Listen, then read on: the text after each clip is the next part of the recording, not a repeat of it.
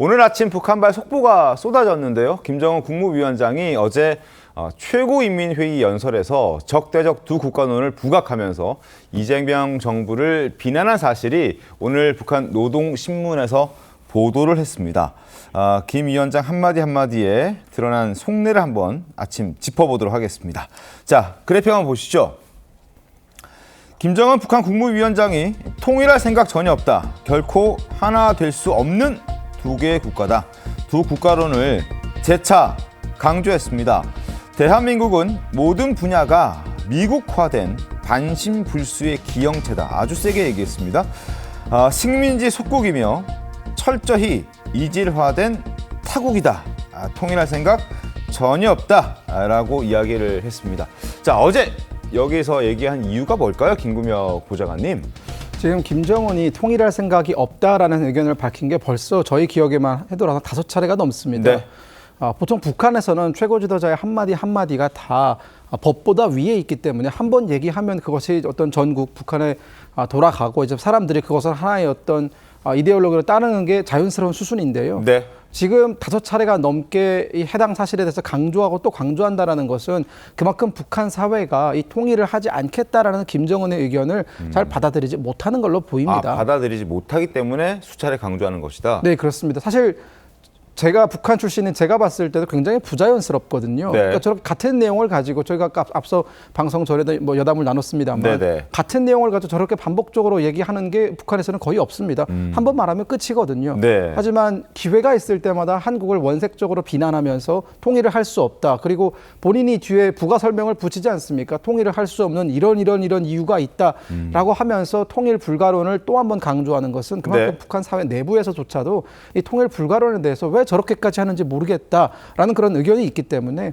그것을 다시 한번 설명하는 과정이 아닌가라는 생각이 들었고요. 네. 네, 두 번째는 사실 최근에 특히나 이 북한의 젊은 세대를 중심으로 한류에 대한 어떤 동경의 마음이 급속도로 넓어지면서 북한 당국이 느끼고 있는 체제 위협이라는 것은 결국은 외부에서 들어오는 어떤 타격이라든가 뭐 공격이라든가 이러한 물리적인 영향에 의한 붕괴가 아니라 네. 북한 내부를 구성하고 있는 청년들이 한국화가 되고 한류에 동화되어서 한국을 더 이상 적으로 보지 않고 어떤 친구라든가 이웃이라든가 이런 굉장히 가까운 존재로 인식하는 데서 출발한다고 김정은은 느끼고 있거든요. 네. 그렇기 때문에 2020년부터 이 반동문화 사상 배격법이라든가 뭐 평양 문화 보호법이라든가 이런 청년 세대의 사상적 이탈을 막는 법들을 연달아 내놓으면서 급기야 이제는 우리가 통일을 할 수 없는 대상이다라고까지 이렇게 극단적으로 나가고 있는 것으로 보입니다. 알겠습니다. 정호성 논설위원 어떻게 보셨습니까? 예, 이제 우리가 그 북한의 말들, 특히 그 김정은의 말을 이해하기 위해서 핵심적으로 봐야 되는 것이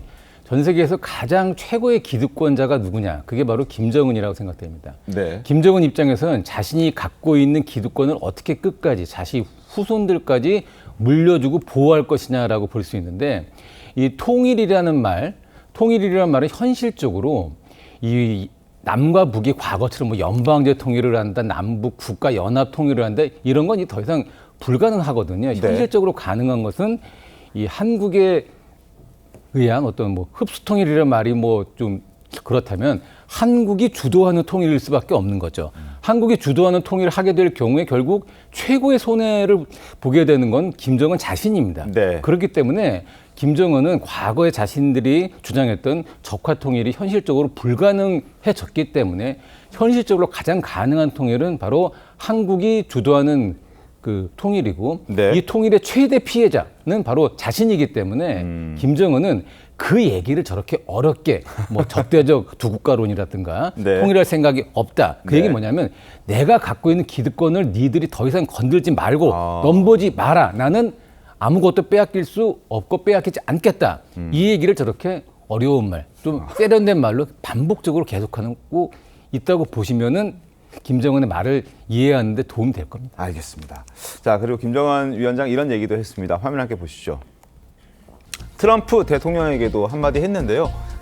개인적으로는 미국의 트럼프 대통령 트럼프에게 좋은 추억이 있다. 그리고 미국이 비핵화 집념만 털면 마주서지 못할 이유가 없다. 이것도 같은 맥락으로 이해를 해야 될까요, 김구명 부장관님? 네, 그렇습니다. 근데 엄밀히 따지면요. 네. 김정은과 트럼프 사이에 좋은 기억만 있는 건 아닙니다. 이 하노이 그렇죠. 회담을 성사시키기 위해서 네. 김정은은 무려 60시간이 넘는 시간을 열차를 타고 강행군을 해서 하노이까지 도착하지 않았습니까? 그렇습니다. 그런 미국과의 어떤 극적인 타결을 통해서 뭔가 북한 체제에 상당히 큰 어떤 경제적인 변화, 이득을 자기가 가져왔다라는 서사를 만들려고 그 어떤 쇼를 연출을 한 것이었거든요. 네. 하지만 그 쇼의 끝은 무엇이었습니까? 트럼프 대통령이 내놓은 또 다른 북한의 핵시설이라든가 이런 것에 대해서 상당히 당황해하면서 결국 아무것도 얻지 못한 채 본국으로 이렇게 북한으로 되돌아가야 되는 그런 쓸쓸한 모습만 남기고 말았단 말이죠.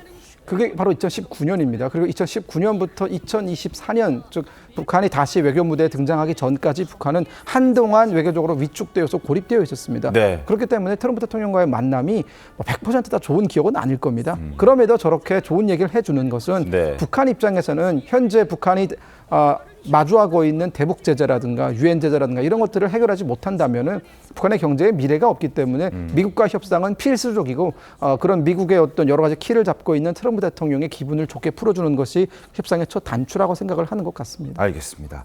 자, 이런 상황에서 이재명 대통령이 외신과 인터뷰한 내용도 함께 전해졌습니다. 자, 이재명 대통령은 BBC와의 인터뷰에서 이렇게 얘기했습니다. 북한이 매년 핵무기 15기에서 20기 정도, 20기 정도 추가 생산을 하고 있는데, 자, 현실적으로 봤을 때는 북핵 동결이 임시 조치로 현실적이다. 비핵화는 사실 어렵다라는 입장을 지금 밝힌 것이고요. 그리고 트럼프, 김정은 합의 시 수용할 수 있다라는 입장도 밝혔습니다. 구자룡 변호사님 어떻게 보셨습니까? 사실 여태 정부의 기조하고 완전히 배치되는 것이기 때문에 정부의 이 기조가 완전히 바뀐 것이냐, 국민들이 이제 혼란스러울 수밖에 없거든요. 네. 그리고 김정은과 트럼프가 협의했을 때 거기에 대해서 동의할 수 있다라는 건 우리가 당사자로서의 지위를 스스로 포기한 걸로 보일 수밖에 없습니다. 네. 여러 가지로 문제가 될 수밖에 없죠. 그리고 군축이란 표현, 뭐 동결과 군축, 이거는 핵 보유국으로 인정한다는 걸 전제로 한 개념이기 때문에 그야말로 북한이 원하는 대로 해주는 식이 될 수밖에 없습니다. 네. 지금 그러면은 우리가 역대 정부에서 쭉 이제 기조로 삼았던 것이 완전한 비핵화거든요. 네. 완전한 비핵화는 그 자체를 포기하는 겁니다. 군축은 줄인다는 의미이지 완전한 비핵화가 거기에 결론으로 따라 나올 수가 없거든요. 지금 김정은이 지금 오늘 얘기한 것도 적화 통일을 통일을 한 다음에 국제 무대에서 이제 국가로 인정받겠다, 이런 이제 징검다리, 이제 그걸 포기하고 아예 이 체제에서 인정받아서 국가로 나가겠다. 그러니까 최근에 다자 외교에도 대비하고 나의 협상 파트너는 트럼프다, 이렇게 하는 것이 나는 그냥 북한으로서의 국제 무대에서의 국가로서 인정받겠다는 건데, 핵 보유국으로서 인정받는 거, 그게 이제 유일한 지렛대였거든요. 그걸 우리나라 정부에서 인정하는 듯이 하는 거는 미국에 대해서도 우리가 협상의 지렛대로 삼아주는 이런 외교적인 관계를 포기하는 것이 될 수밖에 아하. 없기 때문에 북한의 페이스에 말려간다, 이런 네. 평가를 할 수밖에 없습니다.